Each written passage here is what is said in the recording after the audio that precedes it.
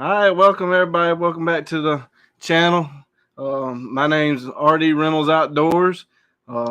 Starting a podcast here recently, but there's a bunch of videos. So welcome to the waterfowl den. I got outdoors. Oh, I got to mute that on that side. Ooh, that's loud. Recently. There we go. So I got Thomas from Hope Outdoors. He's got a huge YouTube channel, and I love to watch his videos. I mean, one of the most things that I like about your channel is you're always hunting out of a kayak, and I love hunting out of a kayak. So, introduce yourself. So, who are you?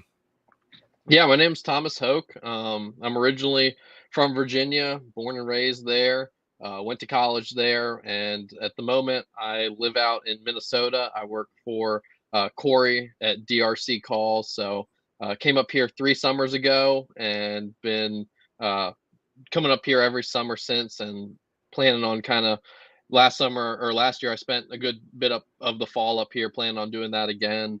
And yeah, just kind of trying to balance work and making YouTube videos and trying to have as much fun as I can. I mean, it's like, how old are you? I'm 22. I'll be 23 here in a couple weeks. I knew on your Facebook it said 22. I mean, on the YouTube it said 22. I didn't know how old that might not have been updated. Man, let me just tell you, you live in the dream. I appreciate it. Yeah, Living the dream. I know. I count my blessings every day. I'm certainly I don't have many things to complain about, and I'm truly blessed for that.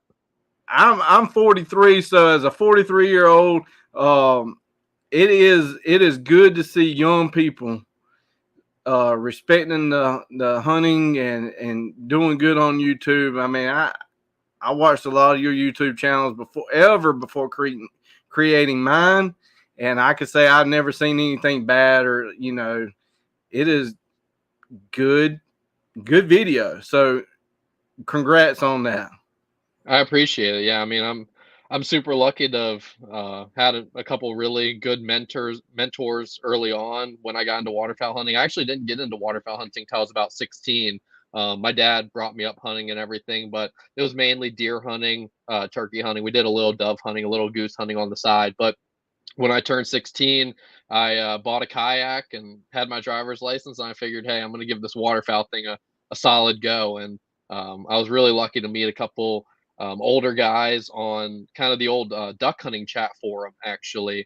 And they were able to really show me the rope and show me how to practice waterfowl with the proper ethics. So I really got to give them all the credit there, because I think without them, I'm sure I would have eventually found my way, but I'm sure I would have made a lot more mistakes along the way getting there.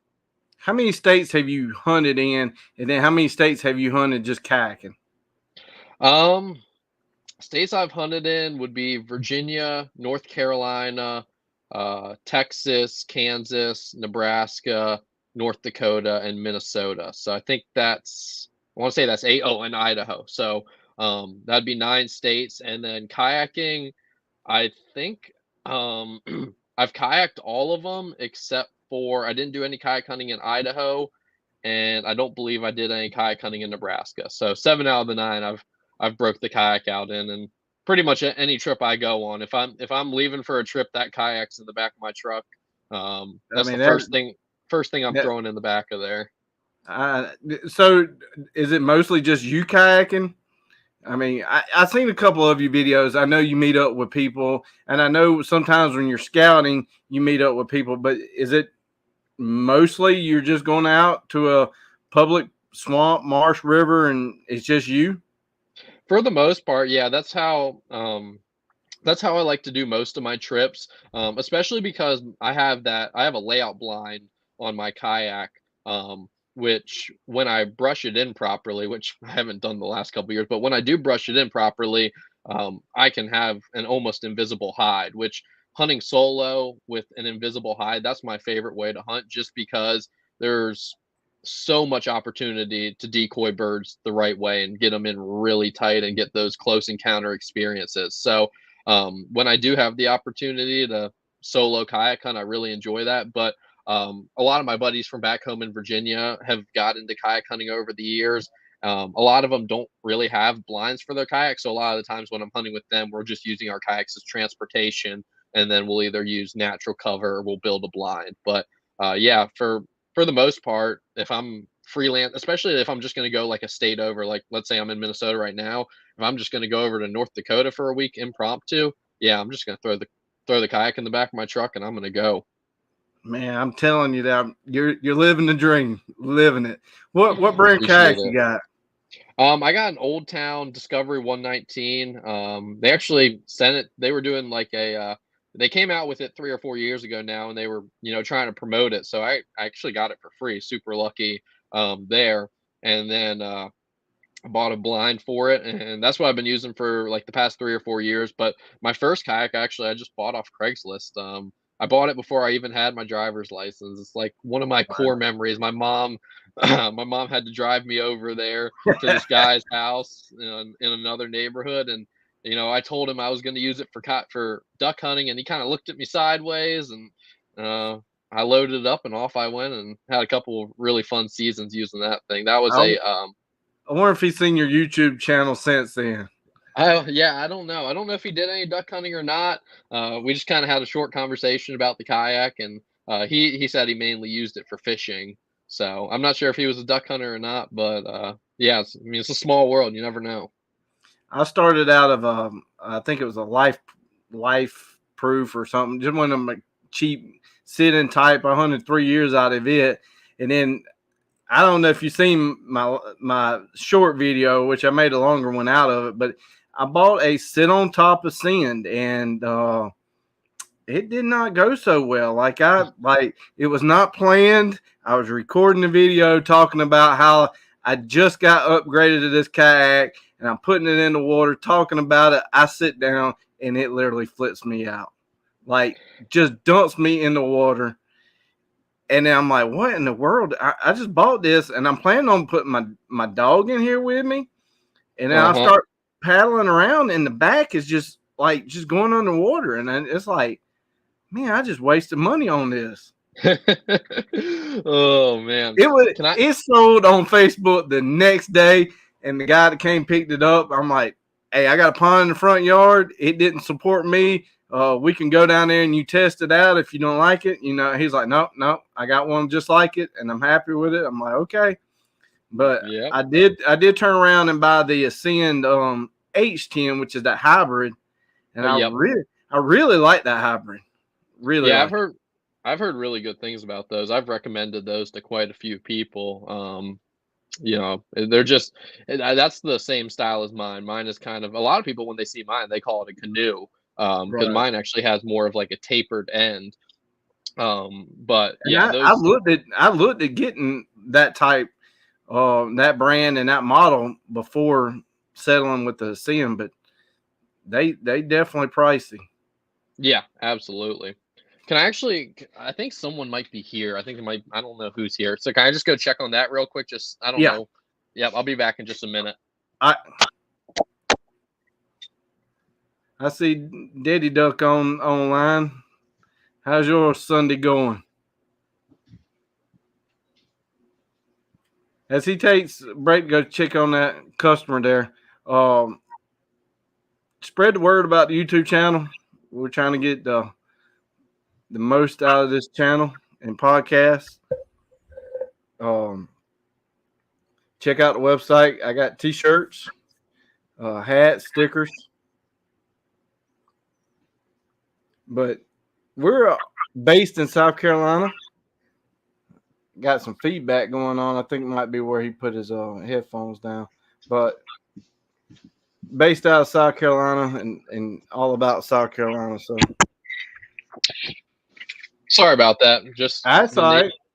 Just the neighbor. He's not here very often, so it kind of caught me by surprise. I heard that, but I don't know if I told you. And you probably do know, but I'm from South Carolina, so South Carolina probably is not on the list of, hey, I want to go hunt South Carolina. But if you're ever down this way, Yeah, you might can find a wood duck or two. yeah.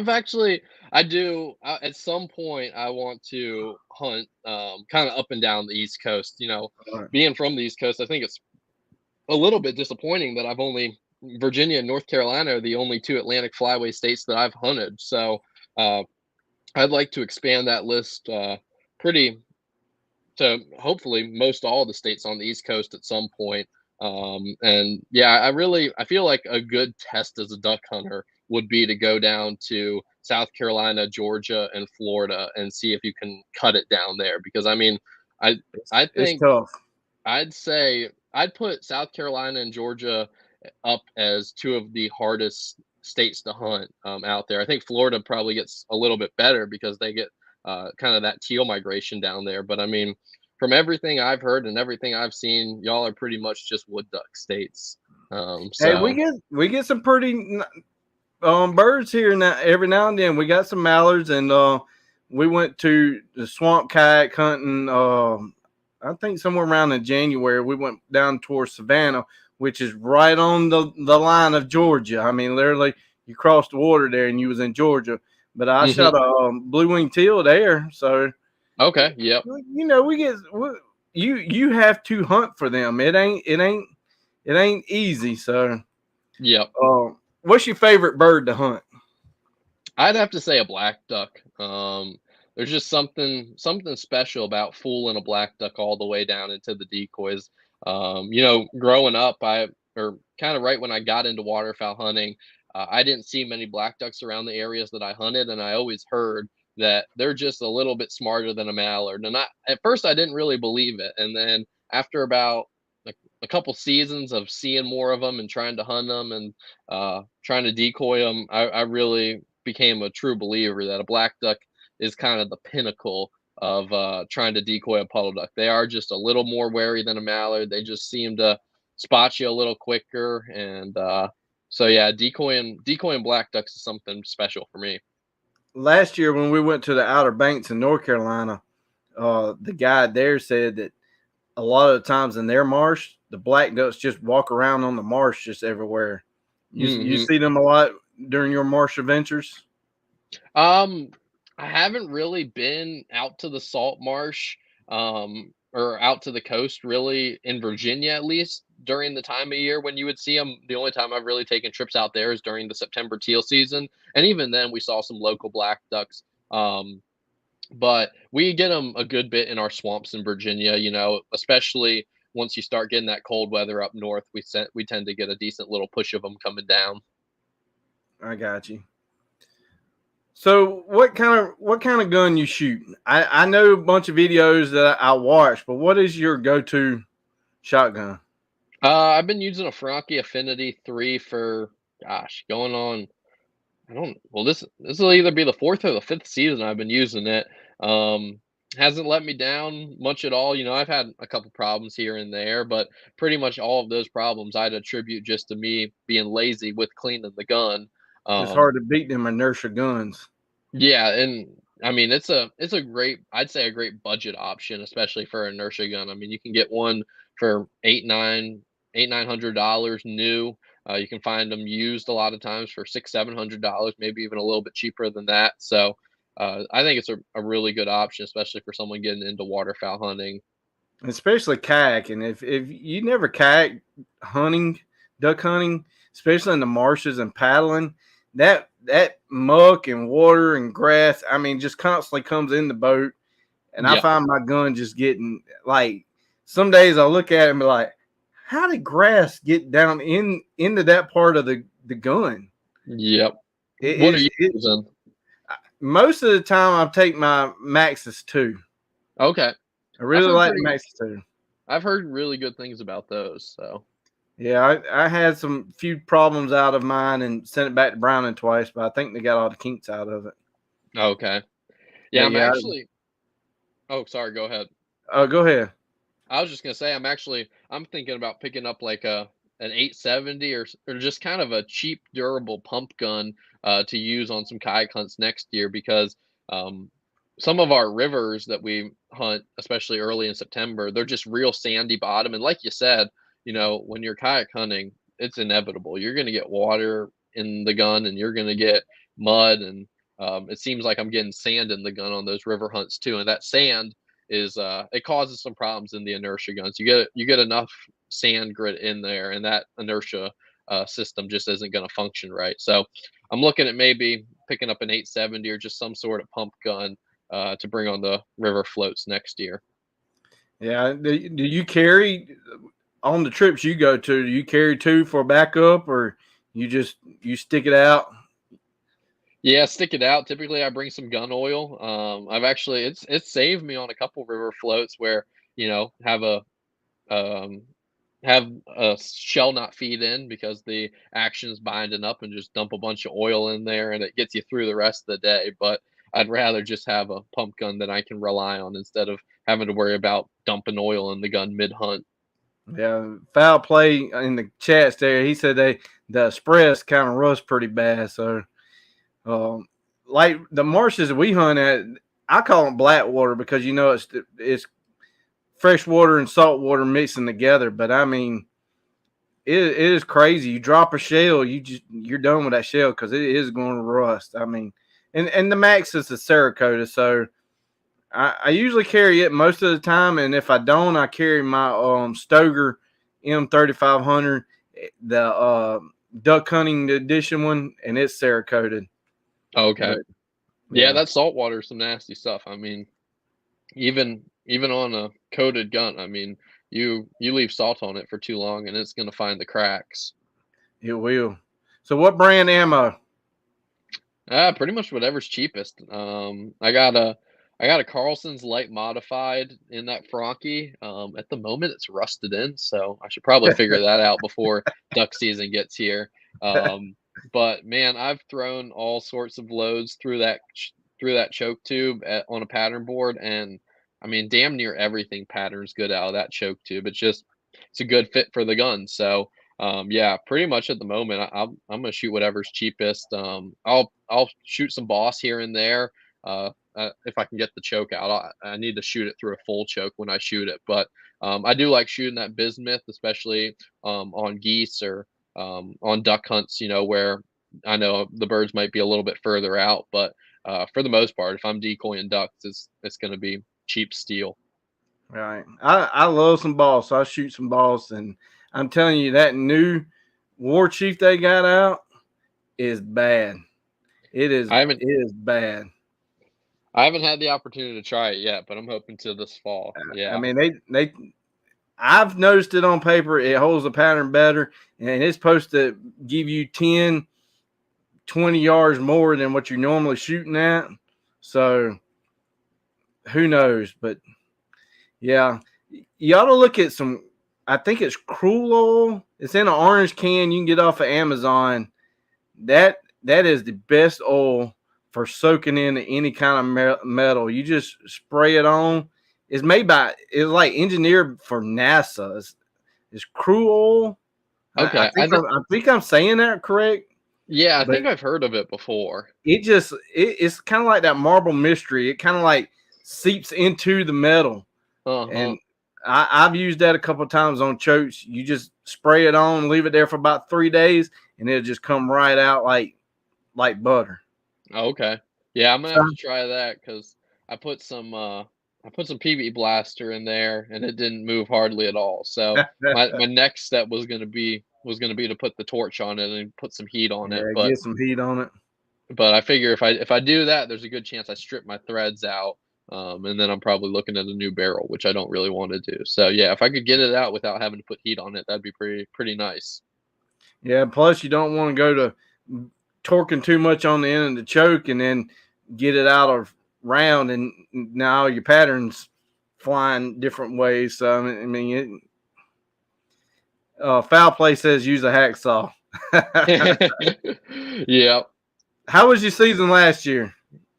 pretty dang good. I can't complain. I mean, um, the only bad part of it was that I kind of missed a window that I really enjoy. I really enjoy hunting that like November, early December time frame, and we froze out up here in Minnesota. So I went home to Virginia for September. It was really good back home for the most part. Came back up here for the end of September, October, November, and we froze out in Minnesota about first week, second week in November. Pretty much all the birds were gone. So I was staying up here working, and then also I was waiting for my puppy to get big enough to bring home. So I spent all the way up until Christmas here, and didn't do pretty much any hunting for like a month and a half, and then went back home to Virginia and finished out the season there. And it was all right. I mean, it wasn't lights out by any means, but had some good hunts and got to hang out with friends and do all that fun stuff. So yeah, overall pretty fun and can't complain. So you got a hunting dog or a puppy? A puppy, yeah, but yeah, he's gonna be a hunting dog, hopefully. He's actually my boss up here, Corey. He had one of his females bred last year, so he's out of that litter. So So what yeah, is it? black lab. I got you. Yeah. I ain't seen no videos on it, so No, I kind of gone dark here the I last know it was several like months. 2022, 23 duck season, no videos. Yep. Yeah, and I mean, I kind of typically I've been doing that more and more over the last few years. I found that I like filming duck hunts, and I don't really like filming much else. When I'm out fishing, I like to be fishing. When I'm out turkey hunting, I like to be turkey hunting. That sort of deal. So I've kind of started just more focusing on the duck videos and kind of letting everything else take a back seat. But I do have like, gosh, I want to say like 12, 15 hunts from last season that I never posted. So I'm gonna start posting those here in about a week or so. So I'm I mean, pretty excited. we're only 2 months out. Yeah, exactly. I So mean, two is less than 2 months now. Because yep, so I mean, it's getting there. But yep. I got a puppy. She was born about that same time. I picked her up in December, so she's a boykin Okay. spaniel, and she's I, doing a real good job. I have a hard time with keeping the kids from making her a pet versus trying to train. But I'm telling you, that dog, she is bred into her. I mean, uh-huh. it is crazy how smart them dogs really are. But Y- let's yeah, see. that's been. Oh, you go ahead. I hope that she'll be ready for this year.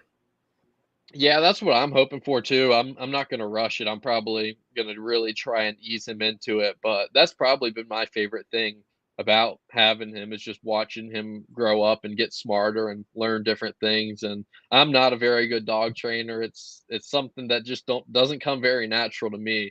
It's kind of I don't kind of been like trying to learn how to paint if you're not a good painter. Yeah.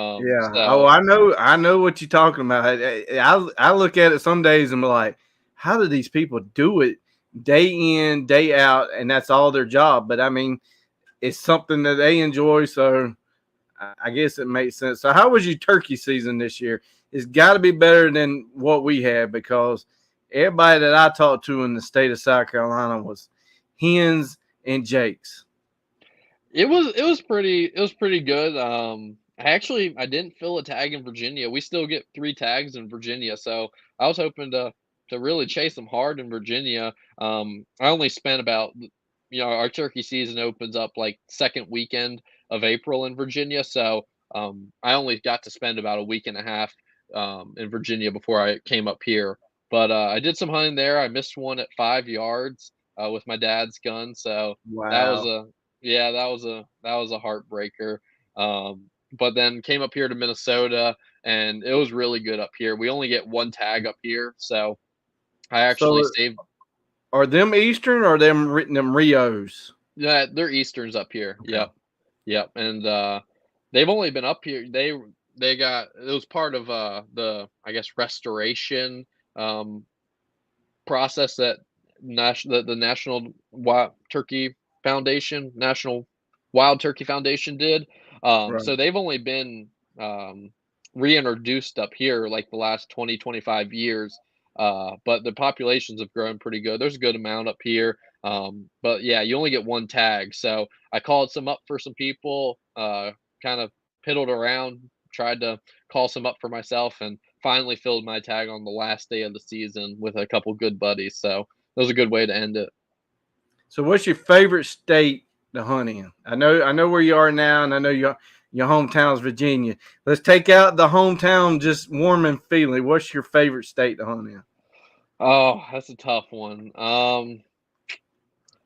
I'd have to say Idaho of the states that I've hunted so far. Um, I'd say, I think the hunting anywhere west of the Mississippi is probably damn good. I don't think you go out west of the Mississippi and you start looking for birds and you find water, you're going to have some good hunting. But the combination of the scenery out in Idaho, um, the kind of variety of styles of hunting you can do out there, and then just the variety of birds out there, all three of those things were really cool. And I've only ever hunted out there. I did a 3-day trip out there a couple years ago, and it was a really fun trip. But I'm hoping to get back out there and do some kayak hunting and some stuff like that because it's a cool, special place. That's probably mostly fields and stuff out there, ain't it? Actually, for the most part, it seems like a lot of guys are either hunting rivers out there or big reservoirs. I'm sure there are guys field hunting out there, especially for geese. But it seems like a lot of the guys out there are water hunting for ducks. So what you doing? Where you at now? What's all them? Um, I won't say flags, but banners and stuff Oh yeah, behind you there. And, these are all Corey's ribbons. So, or well, I guess Corey's dog's ribbons. They're all AKC and UKC hunt test ribbons. I got you. So yeah, he's got 3 dogs: Boone, Bonnie, and Rue. And all of them have got master titles on them. So he's Wow. ran quite a few hunt tests, and then yeah, this is the call shop here. So got some call stuff over on this side, and yeah, So just what you doing there? I just do whatever needs to be done. It's just me and Corey, so I'm kind of just the understudy, and I do whatever needs to be done day to day. I help put together calls. I help ship out calls. I do a lot of marketing stuff, a lot of prototyping stuff. Pretty much the only thing I don't do is make the actual acrylic parts. That's on Corey, but besides that, I do pretty much everything else. That's pretty cool. Yeah, it's been an incredible experience up here. I've learned so much in I feel like a pretty short time. So yeah, definitely very blessed to have got this opportunity. And I just got it off Facebook a couple, gosh, 3 summers ago now. Someone tagged me in a Facebook post Corey made, said he was looking for a summer intern, and gave him a call. He said, "How quick can you get up to Minnesota?" And next thing I knew, I was loading the truck up and making the 22-hour drive. So I'm sure glad I did. I mean that like I said earlier, you live in the dream because you get kids, and then your duck season falls right into that fall soccer, and you're like, well, I can go hunting today, but I got to be back for a soccer game, and but it's all good. Yep. So Yeah. tell us about your YouTube channel. Yeah. I mean, I'm kind of, I guess, in that generation that grew up with YouTube. I mean, I don't know how old I was when YouTube came out, but I mean, YouTube has been around for as long as I can remember. Watching funny videos on YouTube, watching all sorts of different stuff on YouTube. So when I was like 14, I had like $200 burning a hole in my pocket, and decided to go out and buy a GoPro before the opening day of dove season. And so spent kind of my first couple years of high school just learning how to film with a camera, and learning how to edit videos. I guess there's really not much learning how to film with the GoPro, but yeah, learning how to make videos and stuff like that. And then once I got my driver's license and was able to travel a little bit more and kind of do stuff on my own, I really started trying to make more videos. And I really just started it to capture the memories. I wanted to have uh, videos to look back on years and years later, and also I wanted to be able to learn from the mistakes and have the mistakes on video. Right. So that's the And reason I got into it. And oh, sorry, go ahead. one another thing that I like about your channel too is it's kind of like what I like to do here in South Carolina. There's birds, but you show too. You miss. You Mm, show the video like, well, heck, I missed that bird. Well, I should have done something better. But you watch a lot of these other YouTube videos, and it's just birds falling in a pile. you know, it doesn't. You never see them miss, and it kind of. I like to watch some videos, but I kind of like to watch the real, like what really happens, because we all know how a teal flies. I mean, a teal and a wood duck will make you look so bad, but Yep. I appreciate that you show. Well, I missed that one Yeah. because you don't see that a lot on YouTube. Yeah, I appreciate it. It's honestly, I got to give credit to like, especially before I really got heavy into videoing myself. I was watching freelance duck hunting on YouTube, and I especially like I watched his first whole season, and then I started kind of filming after that. And that's what I liked about his videos was that they were the real deal of what goes on in the duck hunt. It wasn't anything sugar coated. It wasn't anything left out. It was, here's this duck hunt, take it for what it's worth, and hope you enjoy it. And I kind of had the same feelings about those big waterfowl shows. You know, I'd watch them on the outdoor channel growing up, and I always felt like it was too much of a production. It wasn't relatable. I couldn't put myself in that situation. I couldn't see myself going on that hunt.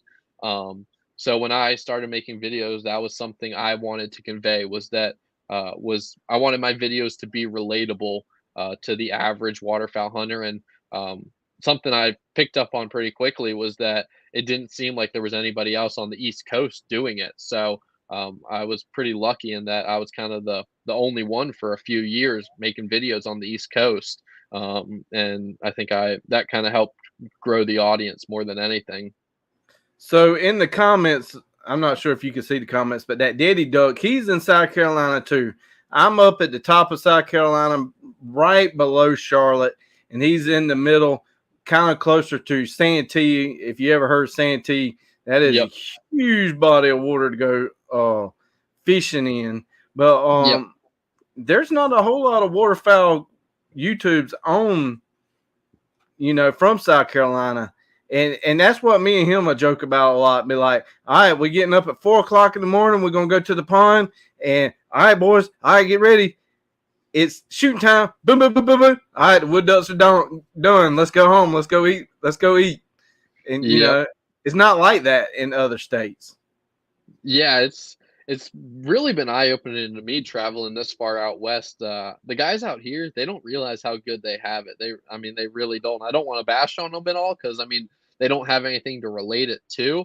But For sure. coming out here, it's a whole different world when it comes to waterfowl. I mean, if you took me and dropped me here without ever watching any videos or having any kind of understanding of what the waterfowl hunting was like out here, I would think I was in a whole different country. I wouldn't think, Right. these can't be the same ducks that we shoot in Virginia. So, And I'm um, pretty sure Foul played us in the comment. He's from North Carolina. Yeah, I'm sure he'll comment in just a second, but I'm pretty sure he's from North Carolina. yep, Um, so what you planning on this year? What is kind what of is this year going to tell of? it's kind of up in the air. So, I've been kind of keeping it under wraps, but Well, Corey, I mean, you ain't gotta let it out of the bag on this channel, but just what kind of what should we see on the channel this year? yeah, I mean, bunch more duck hunts. Hopefully some hunts with Leroy, my puppy. Um, I might be up in Alaska for September, so I'm looking forward to Really? that. Yeah, that might be a little bit of a change of scenery there. I don't think a lot of people know it, but their duck season starts up there September 1. Right, Um, because Canada's pushing down. But what? So you talking about Alaska? What do you think? And you're out west at the moment. What do you think with these fires in Canada? I mean, what you think they're going to push more to Alaska? You think they're going to come down? You think it's really going to hurt the waterfowl this year? Or I don't know. I have zero clue about how the fires affect the waterfowl. I know, it seems like there's been a right many ducks around Minnesota. There was a good survey that came out of North Dakota saying that breeding was good down there. And from, I always kind of take a look at that. DU publishes a map, every month or two showing kind of the breeding conditions across the country during the spring and summer, and it looks like it's it's damn good just about everywhere at the moment. So I think it's going to be a good duck season. I don't know where they'll migrate, when they'll migrate, but I think it should be a pretty good duck season across the board if we get the right weather. What's it like out there now? Because I mean, y'all kind of been in like a cooling stage here lately, hadn't you? Or Yeah, I mean, it's been pretty cool. I haven't spent enough time out here to really know what the average summer is like. The first summer I spent out here was blazing hot. It was 100 degrees every day. And then the last couple summers, it's been a little bit milder. Highs in the low to mid 80s most days. Um, we're starting to get a little dry at the moment. We haven't caught many rains the last month or so, so little bit concerning. You don't want that brood water to dry up, but it was another wet spring up here. And whenever you got water up here in the prairie pothole region, it seems like the birds respond. So I've been seeing bunch of ducks and started to see a bunch of hatch birds the last couple weeks. So as that's long as that good. brood, yeah, as long as that brood water doesn't dry up, I think it's going to be a good production year, at least in my area of Minnesota.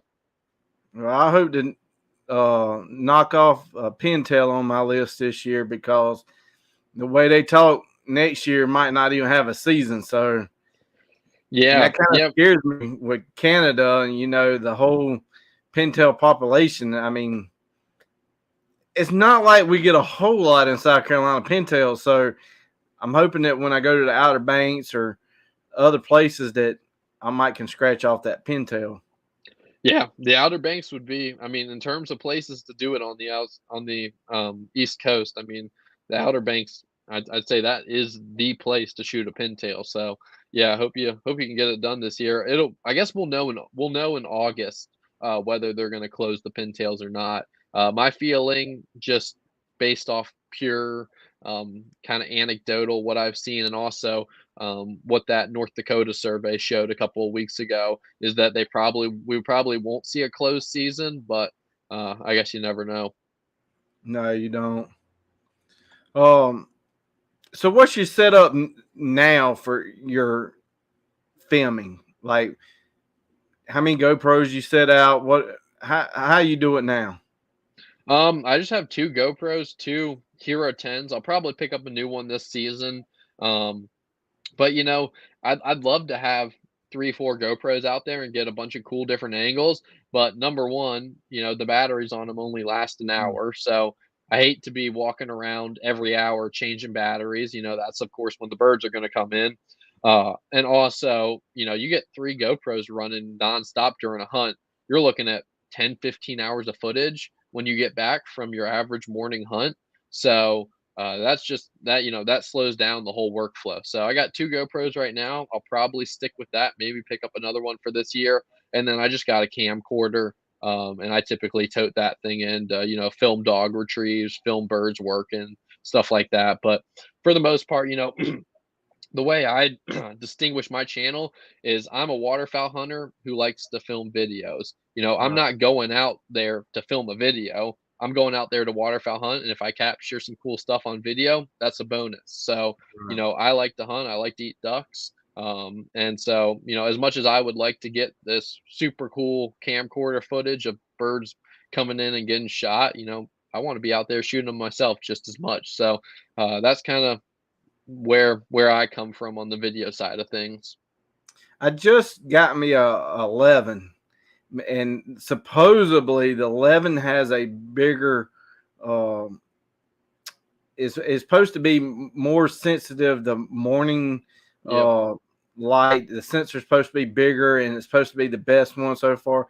Like I was saying earlier, our birds come in right at shooting time, and them GoPros don't do it at shooting time. I Yeah. mean, they capture you moving. Half the time, you just can't see the birds. Yep. And I mean, shoot, I started out with the Hero 3, so you're exactly right. They certainly don't do it justice, but man, it's a lot better than it used to be. I remember trying to capture even like the whole first 30 minutes of the morning with those Hero 3, Hero 5 GoPros. I mean, you couldn't see jack at all. So it's got a lot better now. But yeah, I'll be interested to see what the 11 looks like low light, and then I guess they come out with the new one, it seems like every September. So I'll be interested to see what the 12 looks like when they come out with that. There's probably a pretty good chance I pick up one of them if they got some improvements.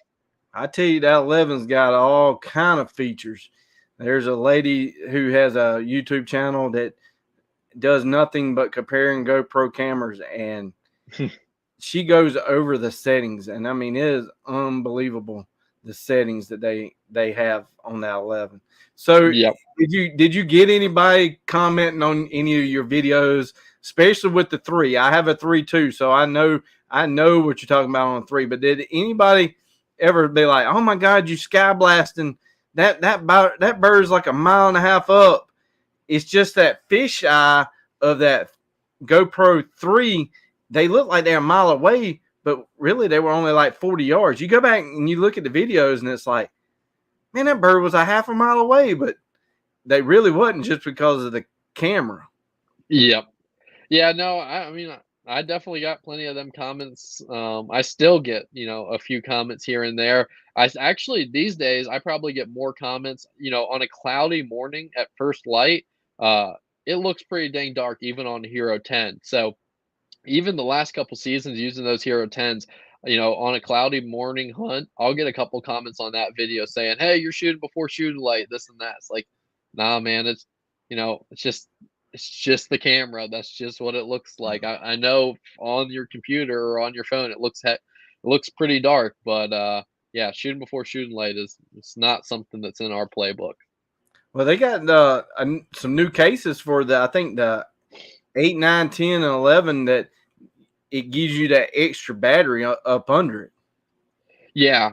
Yeah, and I've thought about using some of them, but a lot of those kind of adapters or battery plugins, they're not waterproof. So, for a lot of different applications, they would be awesome, but for a waterfowl hunter, you got to have everything's got to be waterproof. So, Especially in a especially kayak.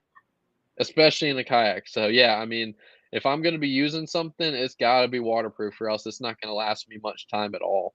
Yeah, definitely that. People just don't understand kayak hunting, and talking about kayak hunting. What happened the day that you flipped the kayak while shooting? Was that was last year's, or was it year before when you were shooting at the geese and you flipped those? Well, I didn't actually flip it while I was shooting at the geese. I flipped it like at the end of the hunt. So our September goose season, we got a 10 bird limit. And so we had a good opening day last year. It was 4 of us. We got our 40 geese. And there's a big rapid, or there's actually I didn't even flip on the big rapid, but there's a big rapid right at the end of our float. And so I went through that big rapid and took on a bunch of water, and then you get a bunch of water in that sit inside kayak and it just don't turn at all. So I was going through kind of a tight section of rocks and just hit a rock sideways the wrong way, and yeah, flipped that kayak real quick. Luckily it was like knee deep water, so it wasn't Right. much of a problem. The only thing was that my bag was not waterproof. So I kind of looked back and my bag was going underwater, and so that put me into a little bit of a frenzy. But for the most part, um, it wasn't too bad. My buddy, he did flip earlier in the hunt. I didn't have any video footage of that, but he just it was actually kind of my fault. I took us so the river right where he flipped, it splits into like 4 or 5 different channels, and I just picked the wrong channel, and it was his first time running rapids in the kayak, and he hit the wrong spot, and boom, over he went in a heartbeat. That's what we did this year. We went out to a river that's got a lot of rocks for early geese, and Hmm. that's where, I mean, they just love that water. And I shot a goose and kayaking out to it. Basically, like what you did, I hit a rock, and all it took was just a little bit going over. And once you get that water going over, you done. Yep, And exactly. and I flipped the kayak, and in the video, you see the kayak flipping, and the goose goes floating by. I grabbed the goose, I grabbed my bag, my gun went under the water, and I was like, how am I going to get all this water out of my kayak? Oh, so, yep. Yeah, that so is. that was one thing that I was looking towards, a sit on top kayak where I wouldn't have to worry about that. But obviously, my 240 pounds way too much for a sit on top kayak, and it did not work out. But Yeah, I probably, I don't want to do it, but I think I'm probably going to have to at some point. I've thought about drilling scupper holes in my old town just because exactly what you're talking about, you're going down a river or even hunting on a rainy morning, that water, it just builds up over the day. And of course, you're getting water in there with every paddle right, stroke, not much, but a little bit, and it adds up over it the adds course up. of the day. And So then you pull yeah. the decoys in. You like you said, you'd be surprised at the end of the day kayak hunting. You're like, man, where'd all this water come from? Hmm. But I actually thought on my new kayak, I got an adapter. You can buy the adapter for any kind of batteries, like drill batteries. But I got a Yep. DeWalt battery, and I got the adapter, and I'm going to run that for my headlight, because the Okay. LED headlight can go up to like 24 volts. But I've actually looked at like what you talking about putting scuttle hole. But I was thinking about putting a boat slump pump. Them. Oh, yep. I mean, you already got the battery. Just snap it in and just turn it on and suck the water out. But it's so puff mud. I mean, there's so much mud in there. I don't want to get the mud in, and then that kind of defeats the purpose too. But I think I'm going to buy just a old manual kind of pump and keep in the kayak, Yep. just one of the cheap ones. Yep. Yeah, that's the only bad thing about my kayak is it's kind of a level flat bottom. So I've tried that before using a hand bilge pump in it, and you got to get a right amount of water in there to even be able to start pumping it out. So Right. at that point it makes more sense to just take everything out and flip the kayak and dump it out instead of spending Uh, 10-15 minutes doing the hand bilge pump.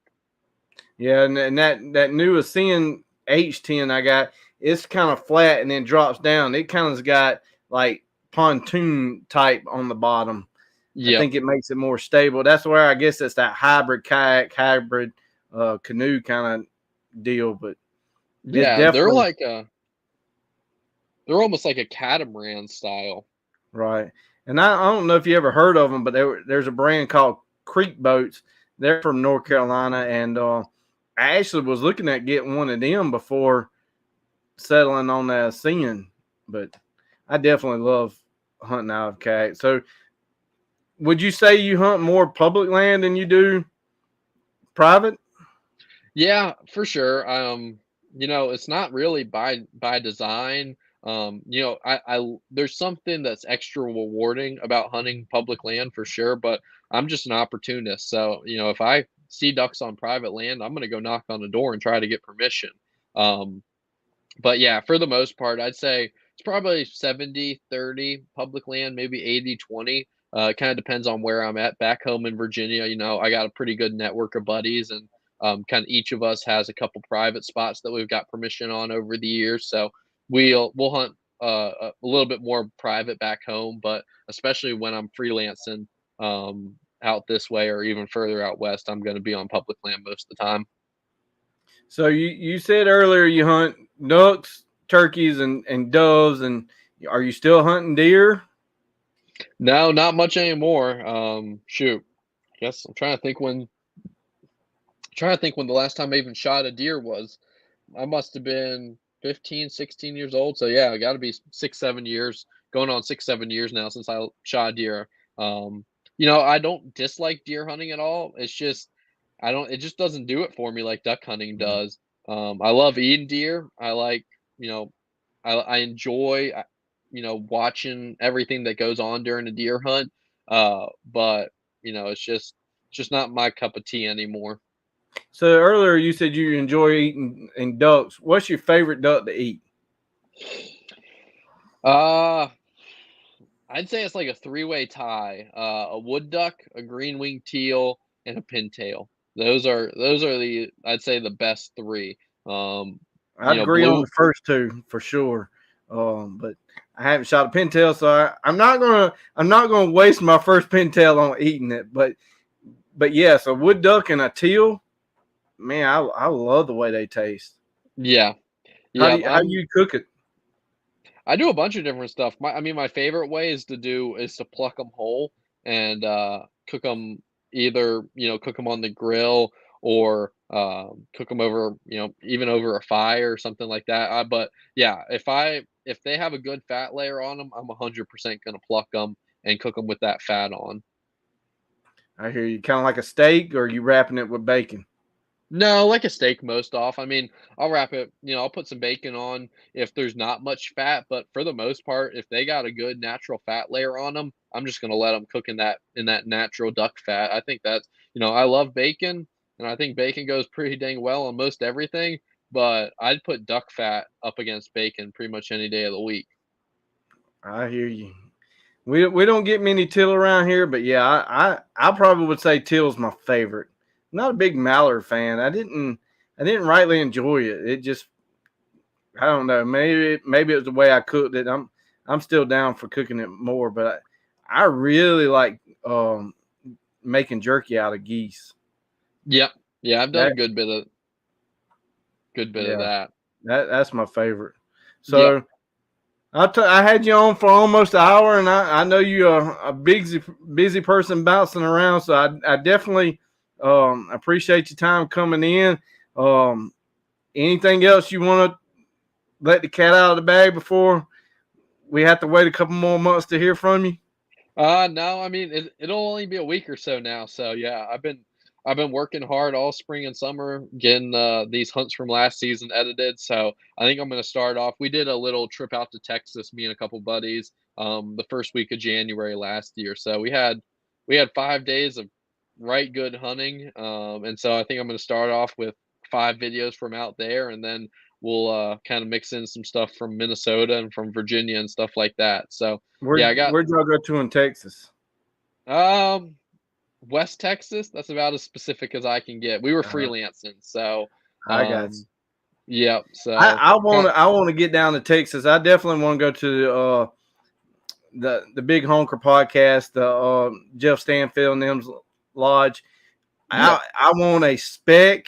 I want a sandhill crane, and you can hunt ducks in the morning and go hunt pheasants in the afternoon out there. And that's I want to go do that. I yep. just Well, don't yeah, when I just don't want to chase any tornadoes with him. I mean that don't sound like fun. I do wanna go chase tornadoes someday. I don't know if you know, I worked out there for them 3 years ago now. Really? No. So That's I did not know that. yep, yeah, I worked out there for, most of a season for them, so, yeah, Wow. that's an area that I know pretty well, so, yeah, very good place to go out and shoot your speck and shoot your crane, and, that pheasant hunting is something fun, I got a chance to experience wild pheasant hunting up here, last year, and that's something special, but, if you just wanna go out and have some good Right. afternoon fun, shooting those pheasants down there, it'll be a And good time. You'll and I'm you'll enjoy pretty the heck out of that. I think about 90% of their pheasants are, farm raised. I think they do mix in some homegrown pheasants there, but we in South Carolina, we don't have none. They're all farm raised and brought in. We do have quail, but what little bit of quail that the coyotes ain't ate, most of them are farm raised too. Yep. I just want to experience like the dogs working. I mean, them some smart dogs too to be able to flush them up like that. I mean, that is definitely on my list. Yeah. It's cool. It's a fun hunt. Something I would definitely recommend if you go down there for sure. Get in on one of those afternoon pheasant hunts. It's definitely worth it. Yeah. So, all right. Well, I appreciate it. You wanna give your YouTube and how anybody can contact you out? Any other? I know you're on Facebook and I know YouTube. But is there anything else that we don't know about?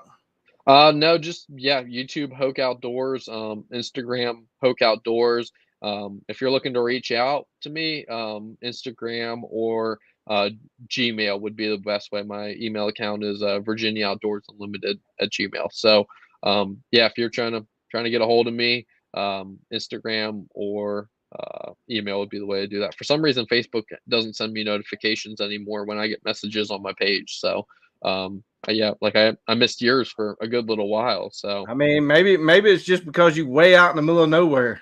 yeah, I don't know. I don't know what it is, but I looked down at my phone a couple days ago and I was like, dang, I got 20 messages on here. I better get back to some people. So, Yeah, yeah, Verizon calls you and be like, "Where are you at?" So we could put a tower here.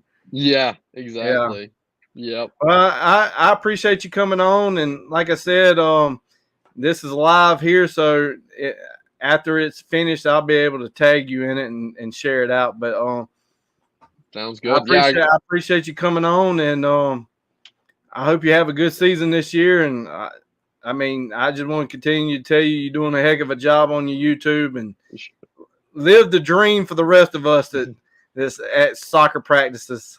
So I appreciate, yeah, I really appreciate you having me on. This has been a fun one, and I hope you burn them up down there in South Carolina this season as well. And if you get up to my neck of the woods, feel free to give me a holler anytime.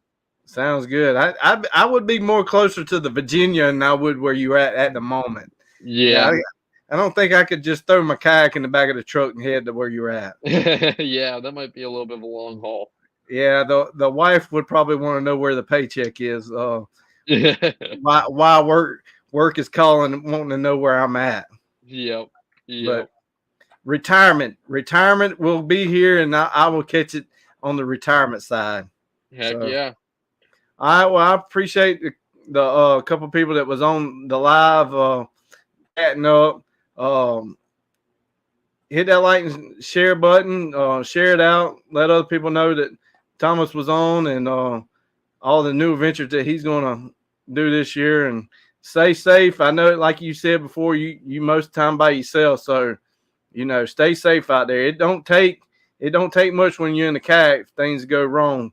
So I've been there. I've hunted in a windstorm and it about flipped me, and you'd be like, well, that might have not been safe if I was out here by myself. So stay safe. Yep. I don't want to read on the news that a solo young guy went missing. So definitely stay safe. I appreciate it. Yep, you do the same. All right. We'll catch all y'all later, and I appreciate it. And stay safe. See you.